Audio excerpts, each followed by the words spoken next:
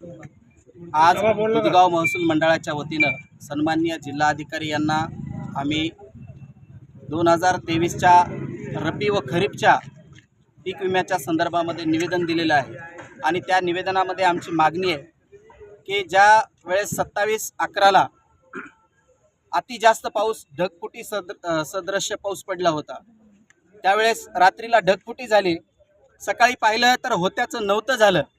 कापसाच्या आणि हरभऱ्याच्या तक्रारी त्या ठिकाणी काही शेतकऱ्यांनी केल्या होत्या, परंतु त्या ठिकाणी तक्रारदार शेतकऱ्याला सुद्धा त्या पीक विमा कंपनीनं पीक विमा दिलेला नाही।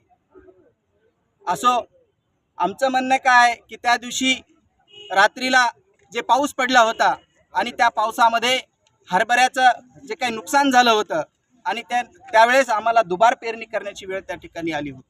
अक्षरशः शेतकऱ्यांनी दुबार पेरणी केली, परंतु प्रशासन आणि पीक विमा कंपनी आणि राजकीय काही पुढारी साटलोट करतायत की काय असा आमचा संभ्रम आहे। त्याच्यामध्ये शेतकऱ्यांना अद्यापपर्यंत हरभऱ्याचा विमा आमच्या शेतकऱ्यांपर्यंत आलेला नाही। जर येत्या काळामध्ये आम्ही ह्या ठिकाणी Subscribe now and press the bell icon. Never miss an update.